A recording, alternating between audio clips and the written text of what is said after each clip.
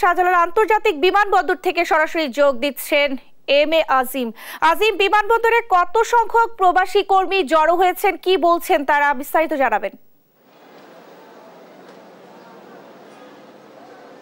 Nancy, বেলা যত গড়াচ্ছে বিমানবন্দরে কিন্তু যারা প্রবাসী হিসেবে মালয়েশিয়া যেতে ইচ্ছুক তাদের চোখে মুখে কিন্তু হতাশার ছাপ বাড়ছে, কারণ তারা সকাল থেকে এই বিমানবন্দরে এসেছেন, কারণ তাদেরকে এজেন্সিগুলো বলেছিলেন যে সকালেই তাদের ফ্লাইট হবে, কিন্তু সেই সকাল থেকে কিন্তু অপেক্ষা করতে করতে এখন দুপুর গড়িয়ে গিয়েছে। এই মুহূর্তেও তারা আসলে বিমানের কোনো টিকিট পাননি এবং যেতে পারবেন কি পারবেন না সে অনিশ্চয়তার মধ্যে কিন্তু তারা রয়েছেন। সেক্ষেত্রে তাদের মধ্যে কিন্তু হতাশার ছাপগুলো অনেকটাই বেড়ে গিয়েছে। আমি এই মুহূর্তে যাত্রীদের অবস্থা যদি আপনাদেরকে দেখাই, যে অপেক্ষার চিত্র, সকাল থেকে অপেক্ষা করতে করতে তাদের যে অবস্থাটা সেটা আসলে দেখলেই বোঝা যায় তারা এই মুহূর্তে আসলে কি করবেন, কোথায় যাবেন। কারণ এজেন্সিগুলোকে তারা কিন্তু লক্ষ লক্ষ টাকা দিয়ে তারপরেও তারা আসলে যে মালয়েশিয়া যাওয়ার কথা সেখানে যেতে পারছেন না, এবং আজকে না যেতে পারলে আজকে শুক্রবারের পরে কিন্তু মালয়েশিয়া সরকারের যে সিদ্ধান্ত, তারা আজকের পরে আর কোনো কর্মীকে তারা ঢুকতে দেবেন না। সেক্ষেত্রে কিন্তু বলা চলে যে তাদের যে ইচ্ছে ছিল যে প্রবাস জীবন এবং সেখানে কর্মী হিসেবে যাবেন, সে স্বপ্ন কিন্তু তাদের একদমই ভেঙে যাবে।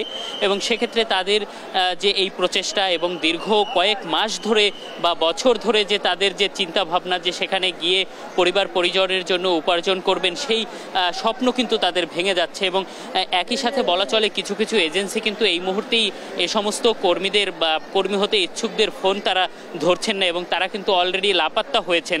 তার মানে এই যে লোকগুলো টাকা দিয়েছে সেই টাকা উঠানো অনিশ্চিত হয়ে পড়ছে, এবং এমন অবস্থা যদি চলতে থাকে সেক্ষেত্রে কিন্তু এই হাজার হাজার যে লোক লাখ লাখ টাকা দিয়েছেন সেই টাকাগুলো সবারই আসলে বলা চলে, আমরা যাদের সাথে কথা বলেছি তারা ধার দেনা জমি বিক্রি করে বিভিন্ন মাধ্যমে কিন্তু তারা আসলে টাকাগুলো জোগাড় করেছেন। সেই টাকাগুলো তাদের ফেরত উঠানোও কিন্তু কষ্টসাধ্য হয়ে দাঁড়াবে, এবং তাদের যে আগামীর যে জীবন যাপন এবং জীবনযাত্রা অতিবাহিত করা সেটিও কিন্তু একটি বড় ধরনের হুমকিতে পড়বে। কারণ তারা কিন্তু যা সমর্থ ছিল সেই সকল সমর্থের সেই টাকাটি কিন্তু তারা সব নষ্ট করে ফেলেছেন এই যে এজেন্সি যারা রয়েছেন তাদের পিছনে। আমরা যদি এখানে যারা রয়েছেন তাদের দু একজনের সাথে একটু কথা বলার চেষ্টা করব। আপনি এখানে কখন এসেছেন এবং এজেন্সিগুলো সবশেষ আপনাদেরকে কি বলছে? ভাই বলতেছে যে ওরা নাকি টিকিটের ব্যবস্থা করতেছে, এখন আমাদেরকে সকাল থেকে এখানে ওয়েট করতে হচ্ছে। এখন বললো যে আপনারা ওখানে দাঁড়ান, আমরা টিকিটের ব্যবস্থা করতেছি।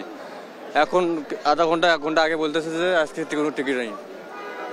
আপনি কত টাকা দিয়েছেন এবং কবে থেকে আপনাকে ঘোরাচ্ছে? 6 লাখ টাকা আমরা ওভার হয়ে গেছি।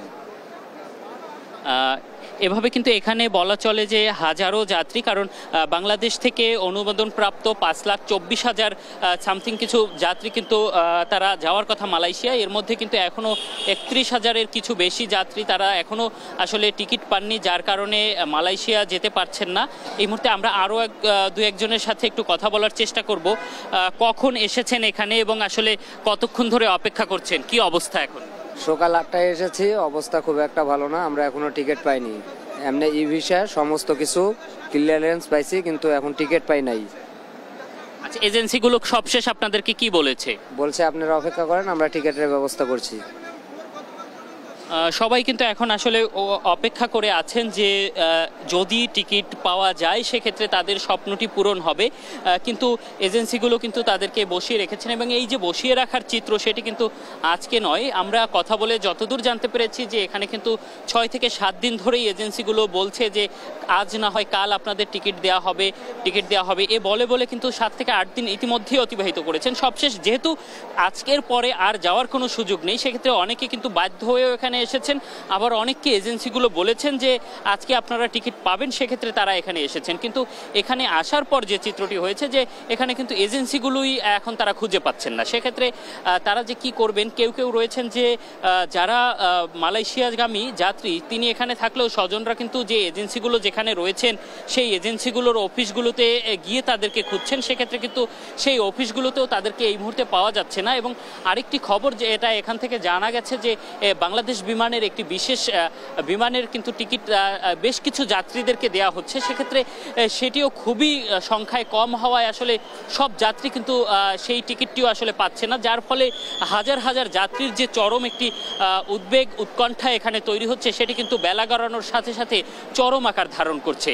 তো নেন্সি, এই ছিল আমার কাছে বিমানবন্দর থেকে সবশেষ।